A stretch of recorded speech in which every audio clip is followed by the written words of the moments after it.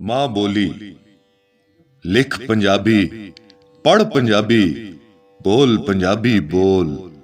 मिठड़े मिठड़े रस भरीचे माँ बोली दे बोल। माँ बोली दे विच हीर दा किस्सा, यूसुफ दी तफसीर दा किस्सा, रांझे दी तकदीर दा किस्सा, लिखिया वारस पीर दा किस्सा।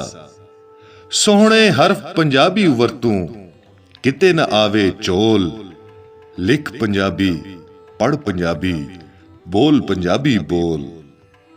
जन्ने पंजाबण दुल्ला पट्टी, परदा ना गैरां दी चट्टी, ला गुलामी चादर सट्टी, तोड़ दिती अकबर दी हट्टी। सब राठा नू सदे खल के बैठा दर नू खोल।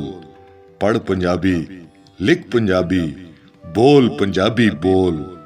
इस राई बुल्ला यार मनावे, काफी अंग दे गीत सुनावे। बोल पंजाबी अर्श हिलावे, शेरा राही गुन्नी कावे। अल्लाह वाले बोलन ऐनू, तू भी ऐनू बोल। लिख पंजाबी पढ़ पंजाबी बोल पंजाबी बोल।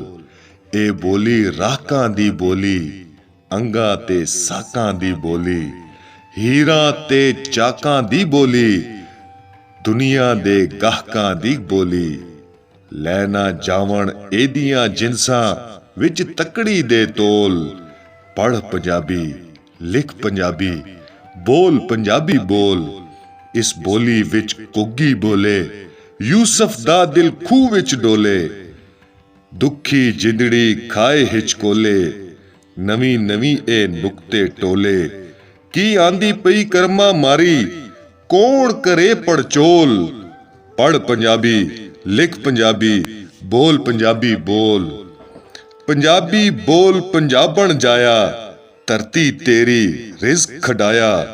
जिथे भी तू कदम टिकाया, तू ए सारा जग रचाया।